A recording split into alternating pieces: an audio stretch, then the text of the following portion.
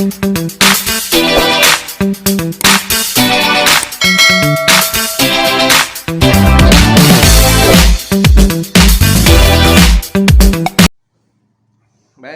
perhatikan sini. Yang kita bahas itu 3, imaji, kata konkret, dan diksi. Mana yang dulu prosesnya dalam pikiran penyair? Diksi, imaji, atau kata konkret? Apa? Imaji. Imaji itu apa yang dia baca, apa yang dia bayangkan, apa yang dia rasakan, ya. Lalu dari situ ada proses. Dia ingin mewakili dengan wujud kata, ya, wujud kata. Jadi yang imaji itu abstrak sifatnya, ya, yang ada keinginan dia atau apa dia, apa yang dipikirkannya, apakah itu bentuk kenangan, apakah itu bentuk kritik, pemikiran. Nah, dia akan memilih kata yang tepat. Paham? Nah, kata yang dia pilih itu tentu ada alternatif. Lebih dari satu. Kalau satu kan nggak mungkin dipilih, udah jelas itu. Pilih lebih dari satu. Nah, ketika dia memilih, dia ada pertimbangan pertama, pertimbangan makna. Apakah kata itu mewakili nggak? Ya. Dengan apa yang dia rasakan.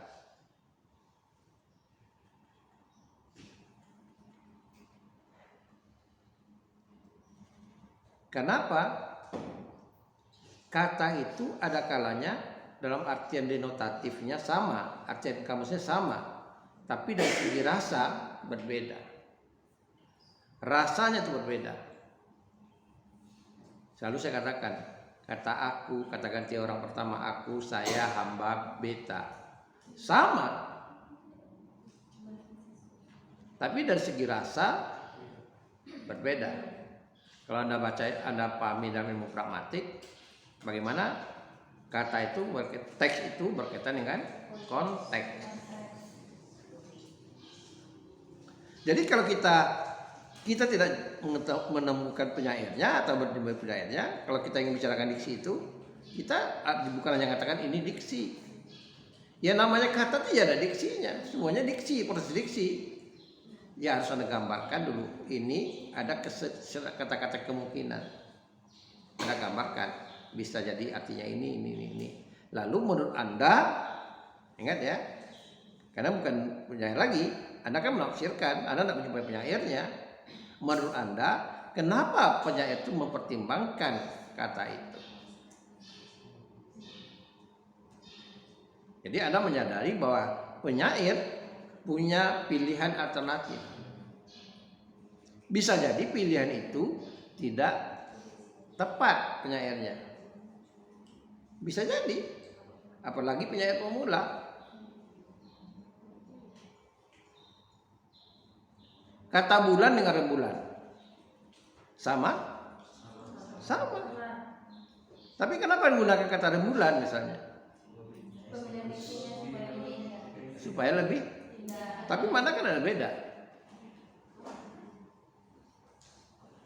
Hanya pertimbangan estetikanya aja.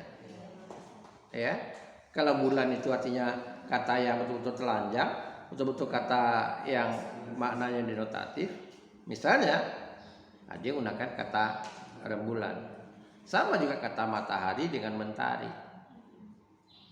Dari segi arti sama bendanya itu juga. Tapi lebih nuansanya, lebih estetisnya, lebih mana susastranya, orang menggunakan kata mentari.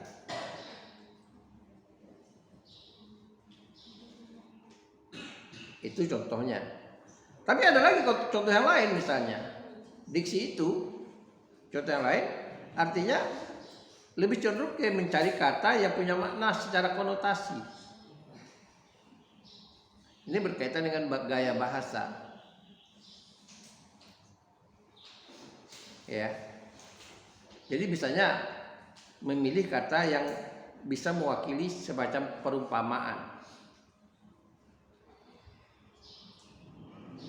Lilin diumpamakan dia seperti kan ibaratnya lilin.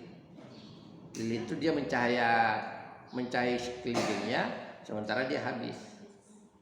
Misalnya, atau mawar, ya, mawar itu identik, bunga itu identik dengan sinonimnya atau apa? Simbolnya wanita, kan begitu, ya. Nah, itu contoh saya katakan yang kedua, pertimbangan kedua. Pertimbangan ketiga, dia bisa jadi kita bisa melihat dari unsur membangun estetika bunyinya atau rimanya. Ya, ada judul novelnya penulis Riau, kebetulan teman saya Abel Tasman, judulnya Republik Jangkrik. Republik Jangkrik. Nah, kata jangkrik dipilih sana itu, ya, sebagai bentuk simbol mewakili republik, dan dia juga pertimbangan kata jangkrik dengan republik, kan ada unsur rimanya, enak. Sama halnya ketika Anda melihat nanti dia kata masa Jepang itu tebing terjal, kan bunyi TT, itu berkaitan dengan enak diucapkan, didengar orang, dinikmati orang. Jadi ada pertimbangan itu juga, ya, ada pertimbangan itu juga. Jadi ada minimal itu ada 3 pertimbangan tadi. Pertama, maknanya, perbedaan maknanya dari segi rasa. Yang kedua, maknanya itu luas, punya makna yang konotasi. Yang ketiga, berkaitan dengan unsur estetika bunyi, ya, yaitu eponi, kakafoni, dan rima. Itu pertimbangan diksi. Nah, kemudian pilihan kata itu pertimbangan lain tadi juga, pilihan kata itu akan jatuh, dia mau mewujudkan kata itu dalam makna yang dikatakan makna konkret, kan itu kata konkret, jatuhan pilihan katanya. Nah, itu Anda pahami tadi apa yang dikatakan kata konkret. Apa tadi dikatakan kata konkret? Coba apa tadi? Iya, dalam gaya bahasa itu namanya citraan. Ya, citraan. Bisa diwujudkan dengan panca indera.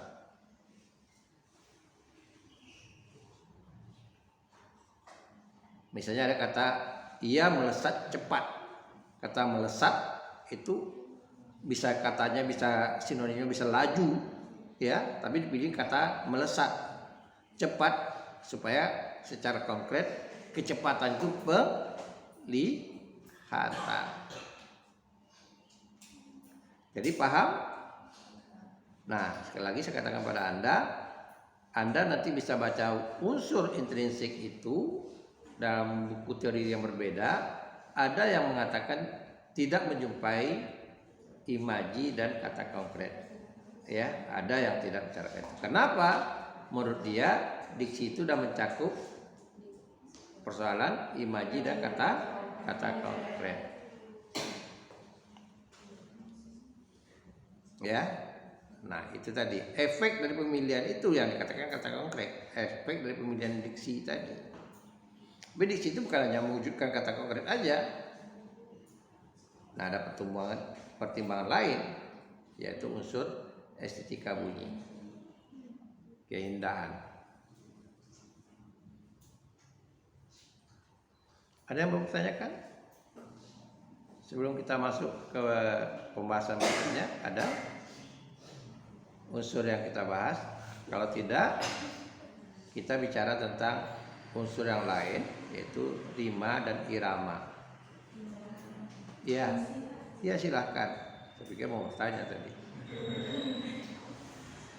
Rima dan irama. Ya. Irama itu ada istilah lain katakan ritim. Irama. Mana yang dulu? Rima dulu atau irama dulu? Mana yang dulu? Mana yang dulu? Rima dulu atau irama dulu? Ayo. Rima dulu. Apa?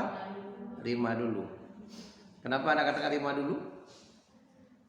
Karena dari persamaan itulah baru muncul iramanya, Pak. Dari persama bunyi itu Baru timbul iramanya. baru tumbuh iramanya. Ada yang berbeda? Berani berbeda? Atau memang setuju diwakili karena UKT-nya sama? Ya, supaya jangan terjadi pemborosan. Nah, saya jelaskan kepada Anda, ya. Rima dan irama itu kita lihat dulu konteksnya apa. Kalau puisi berpola, itu iramanya dulu. Karena pola irama itu bahagian yang mengikat liriknya.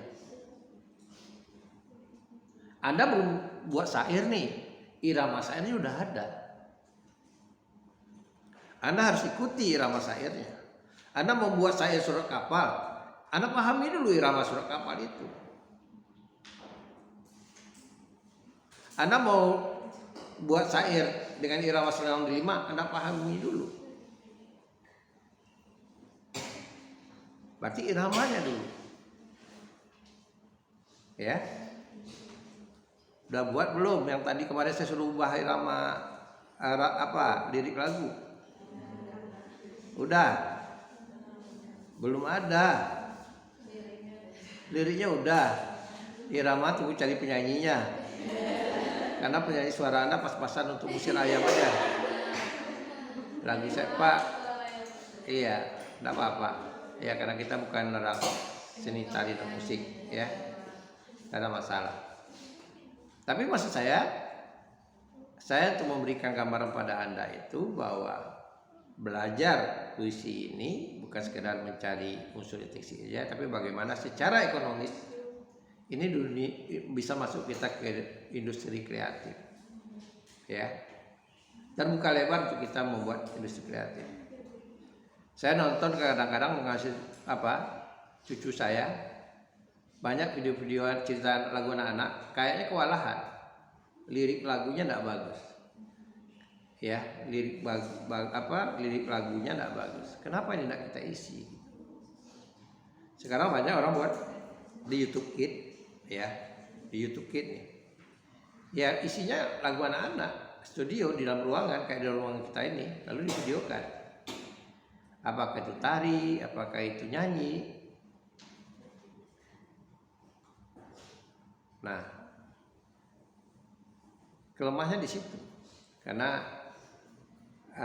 potensi sebetulnya yang harus kita garap dalam menulis puisi. Beda dengan lagu anak-anak lama kan. Walaupun terkadang ada konotasinya tidak tepat. Naik ke puncak gunung tinggi sekali. Malah itu ada edukatifnya supaya anak-anak mencintai alam.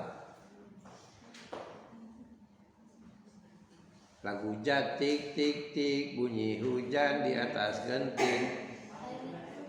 Benar nggak di atas genting? Tidak juga sekarang kan? Tapi ya itu satu pemahaman pada anak diberikan bahwa rumah orang-orang tua kita dulu ada yang terdiri dari genting, gitu. Baik, yang kedua bisa jadi liriknya dulu baru iramanya. Nah, seperti orang menciptakan lagu. Jadi orang menciptakan lagu itu bisa jadi idenya itu pertama kali muncul iramanya. Ya dia bergumam aja muncul iramanya lalu dia ubahnya lirik. Atau dia buat liriknya dulu, baru dia cari iramanya. Dia berkolaborasi. Dan sekarang di zaman sekarang media sosial ini kita bisa cari irama, bisa kita karang, bisa kita rekayasa karena bunyi drum, ya bunyi akordeon itu media sosial itu ada, sudah terprogram. Tinggal kita aja, misalnya bunyi drumnya gimana, ya, ketukannya itu gimana. Yang penting kita paham. Kan ada ketukan 4/4, 3/4 gitu ya. Jadi kita paham. Gitu. Atau seperti yang saya katakan kepada Anda, setahu saya Melly Goeslaw itu tidak paham dia mencari apa, menciptakan iramanya. Dia mampu menciptakan liriknya. Jadi untuk menciptakan iramanya dia kolaborasi. Jadi liriknya dibuat dulu. Ya, liriknya dibuatnya dulu.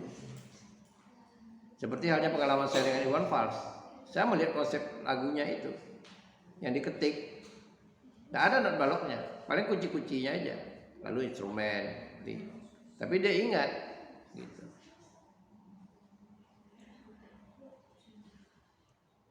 Nah, baik. Jadi itu berkaitan dengan tentang rima dan irama. Nah, sekarang kita bicarakan irama. Irama tadi yang saya katakan dalam pandangan yang pertama tadi itu sudah terpola dia. Ya, sudah terpola. Artinya terikat orang. Kalau kita mendengar lagu-lagu Melayu, itu kan ada polanya. Lagu Tanjung Katung misalnya, itu ada polanya. Tinggal kita mengikuti liriknya sesuai dengan polanya. Karena itu dalam teori lama, Anda baca buku lama, ada unsur intrinsik puisi itu namanya irama. Jadi irama itu berlaku ketika belum munculnya puisi bebas yang dibawakan oleh Khairil. Artinya apa? Salah satu yang dibebaskan oleh Khairil itu adalah irama puisi. Jadi kalau kita bicara nanti penyair berdasarkan angkatan, salah satu yang dibebas katakan puisi bebas Khairil itu salah satu diantaranya adalah irama. Setelah Khairil itu muncul, puisi bebas itu mulai menjalar di kalangan sastrawan. Unsur irama dalam unsur intrinsik itu tidak dimasukkan orang lagi. Itu yang saya katakan kepada Anda, unsur itu yang dulunya ada sekarang tidak ada. Kenapa tidak ada? Bukan tidak ada irama, tapi pola irama itu yang tidak ada. Artinya, kenapa? Ya artinya begini, kita boleh bebas mau irama kita mau menangis, mau marah, baca puisi itu bebas. Ekspresi kita bebas. Berbeda dengan syair, tidak boleh. Kalau memang iramanya mendayu-dayu, kita harus ikuti iramanya mendayu-dayu. Kalau tidak, salah. Ya, nah karena itulah irama Anda bisa lihat nanti di lagu-lagu baru modern. Kalau kita bolehkan sepakati, walaupun puisi itu tidak, lagu itu tidak semuanya kita kategorikan puisi sastra, kan bisa dibuat orang ragam-ragam. Genre-nya ada yang bisa dibuat rock, ada yang bisa dibuat dangdut, ya, ada yang bisa dibuat pop, karena iramanya bebas. Lagu pop yang populer nanti penyanyi dangdut ambil jadi dangdut kan. Lenggoknya gitu. Begitu juga sebaliknya, lagu dangdut dipopkan atau dirokkan. Karena tadi fleksibel iramanya tadi. Jadi bukan berarti unsur irama tidak ada, tapi karena di dalam teori tidak ada, karena irama itu bukanlah hal yang mengikat.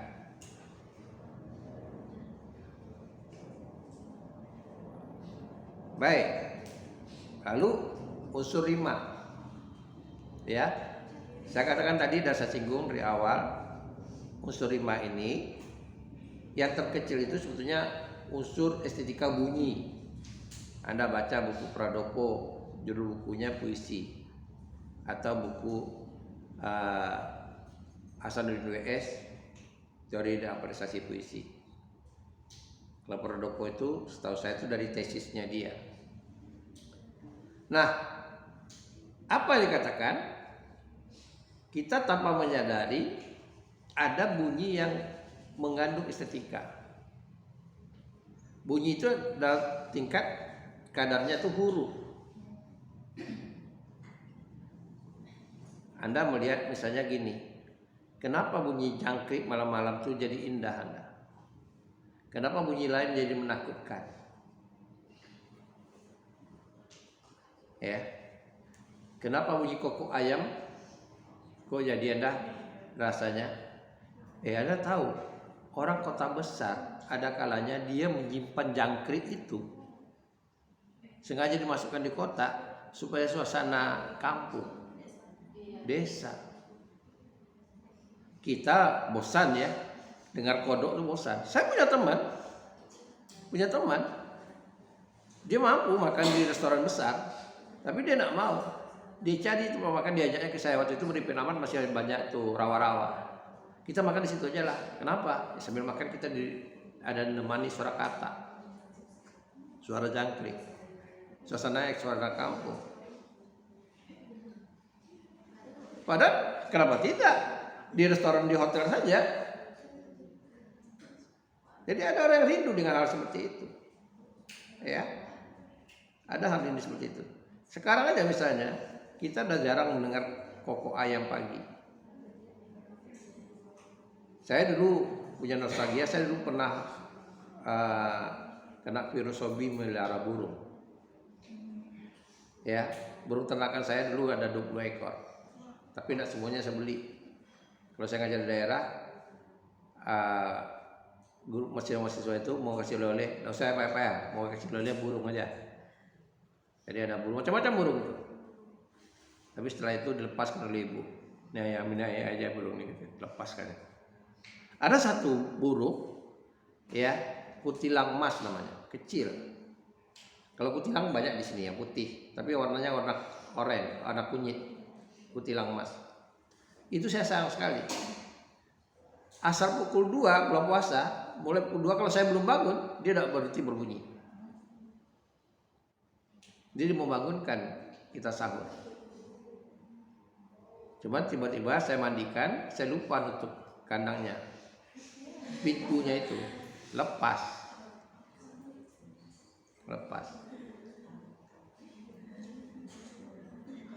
Jadi banyak pembahasan orang sekarang kan seperti Irfan Hakim buat apiari, berapa miliar dia buat apiari, hutan di samping rumahnya. Karena itu tadi orang rindu dengan suasana seperti itu.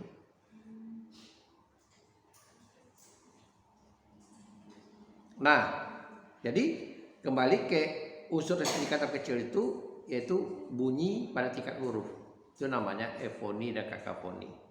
Efoni itu bunyi vokal atau bunyi sengau. Ada macam di Prolopo. Bunyi vokal artinya bunyi a, i, u, e, o, itu kan bunyi hidup. Atau bunyi sengau. Dia tambah bunyi sengau. Tadi saya katakan gadis kecil itu kan bunyi enak didengar. Gadis kecil berkata kecil, itu contoh. Sementara bunyi kakafoni itu dikatakan bunyi tingkah. Anda mendengar drum kan? Anda pernah dengar bunyi suara drum? Ya? Atau yang pernah di sebelah, mau coba di sebelah saya ada drum, saya punya drum. Nah, nanti kan ada bunyi kan enak, itu tak tadi ya. Ada bunyi tak, itu bunyi tingkah. Itu bunyi tingkah. Kalau hanya bunyi efoni saja, tidak menarik. Kalau Anda mendengar beduk malam lebaran, takbiran, kan ada bunyi tingkahnya. Dung dung dung. Atau kalau ada yang masjidnya masih pakai beduk, sekarang kan di kota tidak ada. Ya. Jadi biasanya orang punya dung dung dung dung dung dung. Enak kita.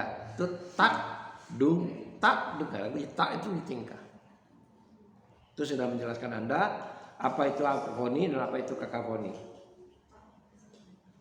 Sampai di situ ada yang bertanyakan tentang bunyi yang terkecil. Sebelum kita bahas ke bentuk rima. Jadi bunyi konsonan kering, ya. Jadi kalau Anda bisa lihat ini lagu, nanti Anda bisa baca buku Daki karangan dosen kita almarhum Pak Nasri yang membangun Batra, Daki namanya. Dia banyak bunyikan bunyi kakafoni. Banyak bunyi itu.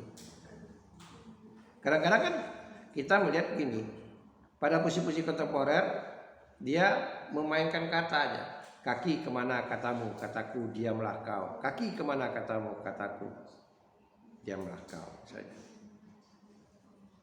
Nah itu sekilas tanpa kita tahu dulu rima apa, kita mendengar enak, ya seperti yang saya katakan tajanya Ibrahim Satta. Dia diam dia, dia diam dia. Nah bunyinya itu aja itu dah merasa pikiran kita enak didengar, ya, nggak ketakutan kita. Tapi cobalah tiba-tiba orang bunyi derak, Anda beramburan lari,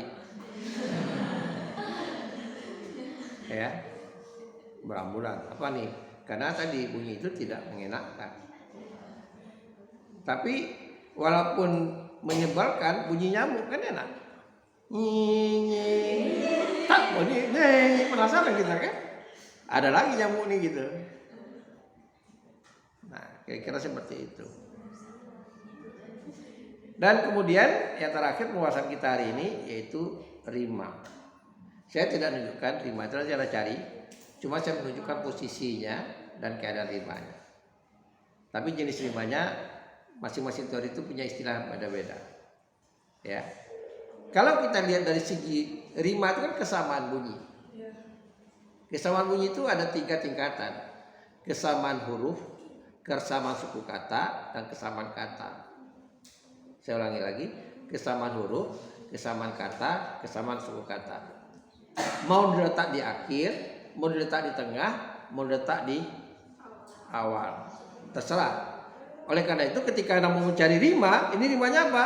Anda lihat dulu. Apakah dari akhir? Anda lihat. Lalu tidak ada di tengah lagi, periksa lagi, lalu di awal. Paham? Paham itu?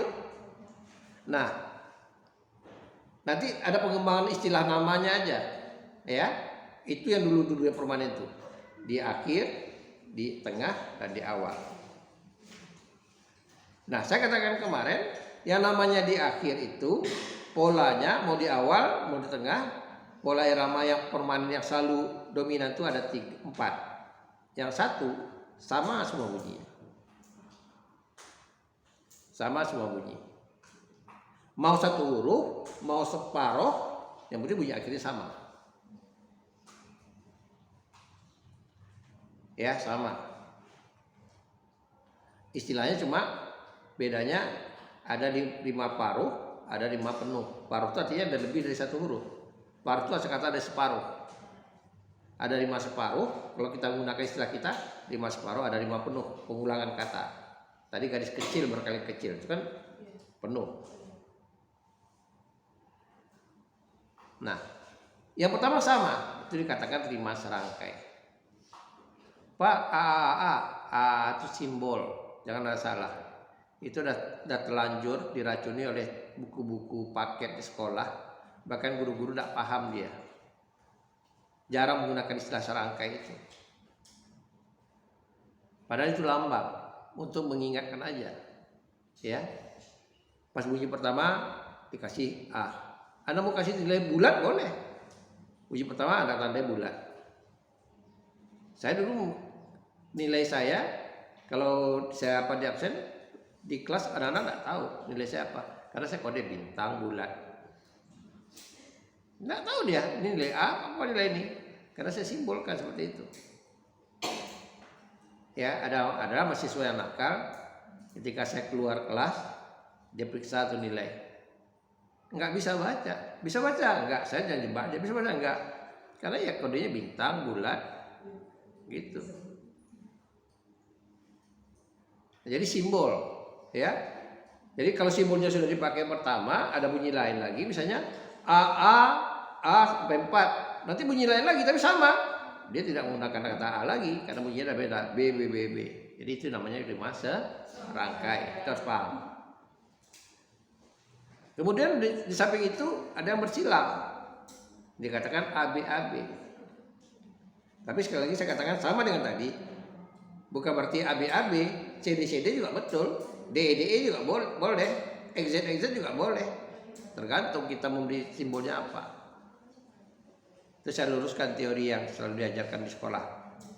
Namanya rima bersilang. Ya, jadi baris pertama dengan baris ketiga sama, baris kedua dengan baris keempat sama. Jadi kalau disimpulkan AB. Paham? Yang ketiga itu iramanya kembar, rimanya kembar. Dua di atas sama, kalau dia satu bait itu 4 baris, dua di atas sama, dua di bawah sama. Jadi kembar dia. Ya, kembar. Dua. Gitu.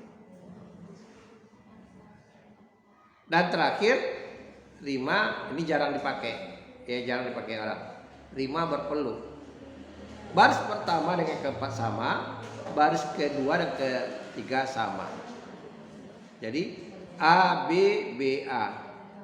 Yang BB ini dikurung oleh bunyi A. Tapi ini jarang dipakai orang. Ya, jarang pakai. Yang lazim itu rima serangkai dan rima bersilang. Ingat, ini bukan bahagian yang mutlak. Selalu dalam teori itu katakan cenderung, kecenderungan, kelaziman orang. Bisa jadi namanya lazim kecenderung gitu. Anda cenderung kuliah salapan pagi, tapi hari ini nggak salapan pagi. Apakah Anda kuliah? Kuliah tahan dulu, niat puasa, atau nanti ditunda. Kan begitu. Jadi kebiasaan itu harus dibedakan. Kecenderungan itu tidak mutlak. Tapi kalau mutlak, oh saya nggak bisa, saya harus makan pagi karena saya mau makan obat. Itu mutlak. Itu mutlak. Gitu. Jadi itu harus tahu dalam definisi seperti itu. Nanti kita akan kaji nanti unsur spesifik per genre-nya puisi. Itu yang perlu Anda ketahui dulu. Nanti Anda cari nanti misalnya di tengah namanya apa? Ada yang katakan rimanya rima tegak, ada yang katakan rima tengah, di bawah di awal ada yang katakan rima pangkal, itu tinggal namanya. Tapi polanya itu. Ada di awal dikatakan pengulangan, dikatakan rima repetisi, pengulangan sama, di akhir kata sama dikatakan rima jenuh atau rima penuh. Itu tinggal namanya saja. Nanti ada teori berbeda-beda. Ya. Di samping itu dari 3-4 tadi, rima itu juga bisa, namanya kesamaan bunyi itu bisa kita jumpai juga pada kata yang menggunakan vokal yang sama atau konsonan yang sama. Jadi jumlah katanya sama, ya jumlah hurufnya sama, dan vokalnya sama atau konsonannya sama. Ada kata lari, AI, ya 2 suku kata lari. Ada kata baki, kan AI juga, ya. Ada kata misalnya, ya kata yang lain apa lagi kata yang lain. Nah itu kategori itu kesamaan itu bahkan dia katakan kalau dia posisinya atas dan bawah tidak sejajar, tapi ada yang katakan tidak memikirkan posisinya di mana, maka rimanya namanya rima asonansi. Kalau vokalnya yang sama, kalau vokalnya yang sama, jumlah hurufnya sama, artinya letak posisinya sama, vokalnya sama. Ya, tadi kata lari, ada kata basi, ada kata laki misalnya. Itu kan AI sama. Yang berbeda tuh konsonannya. Tapi sebaliknya, kalau konsonan yang sama, saya ulangi lagi, kalau tadi vokal yang sama, ini kalau konsonan yang sama, maka rimanya dikatakan rima disonansi. Disonansi. Konsonan yang sama. Ya. Nah, terakhir kalau kita menjumpai huruf awalnya sama, dia katakan huruf awalnya sama, itu pada satu lari. Jadi ada 3 kata misalnya. Tapi ada yang katakan sejajar.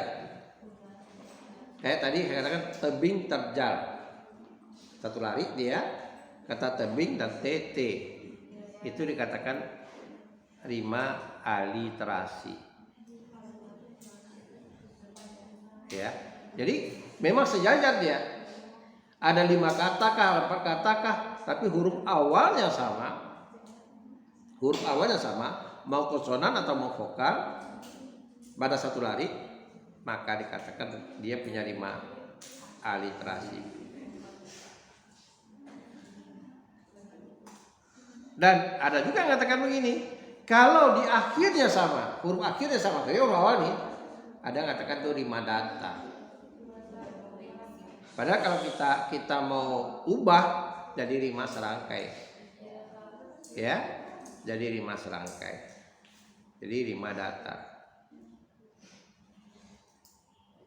Itulah jenis rima yang saya ketahui yang ada itu. Cuma tinggal lagi istilahnya. Nanti kalau Anda bisa cari di teori jenis-jenis rima muncul tuh rima-rimanya. Contohnya begitu itu. Tinggal namanya aja. Ya, di tengah dia namanya apa? Ya, di awal namanya apa? Tapi pada prinsipnya pola rima itu ada serangkai, ada bersilang, ada kembar, ada berpeluk, ada paruh, ya, ada penuh atau jenuh, ada asonansi, disonansi, dan aliterasi rima datar. Gitu.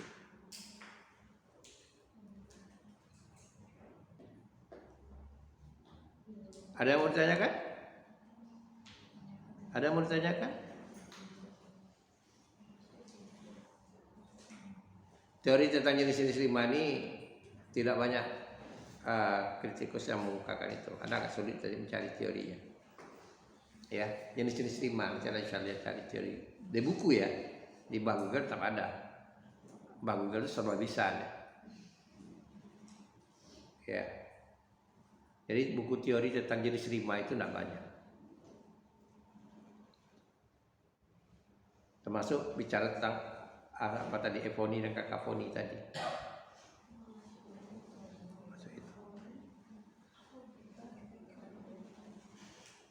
Baik. Nah, kalau ada pertanyaan, kita istirahat sebentar ya. Nanti ada yang mau pagi silakan. Oke, terima kasih. Assalamualaikum warahmatullahi wabarakatuh.